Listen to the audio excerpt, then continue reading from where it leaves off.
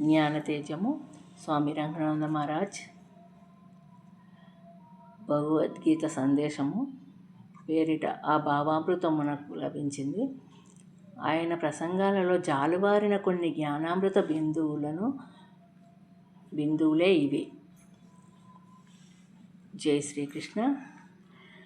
స్థూలంగా ఉన్న ఈ శరీరము కాలానికి ప్రదేశానికి పరిమితమై ఉంటుంది. సూక్ష్మంగా ఉన్నప్పుడే పరిమితులను దాటి ఉంటుంది.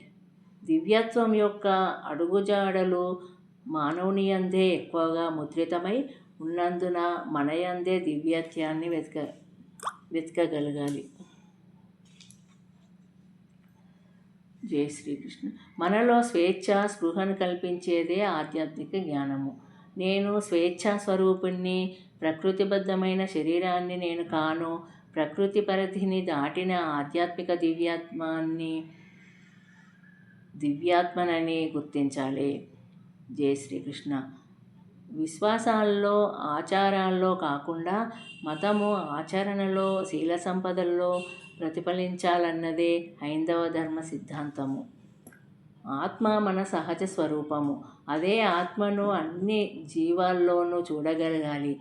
సమస్త మానవాళి ఒకరినొకరు ప్రేమించుకుంటూ శీలావంతులుగా ఎదిగితే ఆ సమాజము స్వర్గతుల్యమవుతుంది. జై శ్రీకృష్ణ.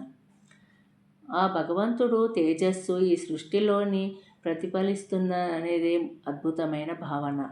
ఉన్నతమైన ఆధ్యాత్మిక అనుభూతి ఆ భావన నుంచి జనించిందే.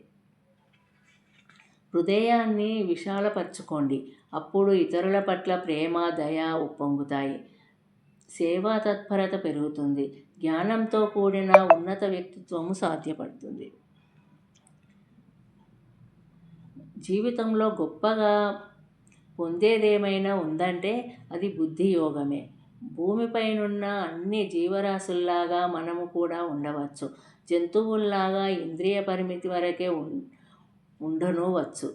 మానసికంగా మేధావులుగా ఉండవచ్చు. లేదా అంతరంగికంగా ఉన్నతమైన స్థానంలో ఆధ్యాత్మికంగా జీవించవచ్చు. అందే సంపూర్ణ జీవితము. జై శ్రీకృష్ణ. లోతైన ఆధ్యాత్మిక స్థితికి చేరుకుంటే నీవు పూర్తిగా ఆశావహ దృక్పథంతో ముందుకు సాగిపోతావు. ప్రేమ, సానుభూతి, అంకితభావము, సేవా తత్పరత తదితర ఉన్నత లక్షణాలన్నీ ఆ ఆధ్యాత్మికోన్నతికి చిహ్నాలుగా ప్రకటితమవుతాయి. జై శ్రీకృష్ణ. ఎవరైతే అన్నింటిలోనూ ఆ ఏకత్వాన్నే వీక్షిస్తారో వారు పరమశాంతిని, ఆనందాన్ని పొందుతారు. వారికి మించి ఇతరులెవ్వరూ ఆ స్థితిని పొందలేరు. మానవుడు విజ్ఞాన శాస్త్రాన్ని సృష్టించాడు కాబట్టి విజ్ఞానము శాస్త్రం కన్నా ఎక్కువ. కాబట్టి తన గురించి తెలిపే శాస్త్రము మనిషిని తెలుసుకోవడానికి ఉపయోగపడే ఉత్కృష్టమైనది. మానవుడు విజ్ఞాన శాస్త్రాన్ని సృష్టించాడు కాబట్టి విజ్ఞానం శాస్త్రం కన్నా ఎక్కువ. కాబట్టి తన గురించి తెలిపే శాస్త్రము ఉత్కృష్టమైనది.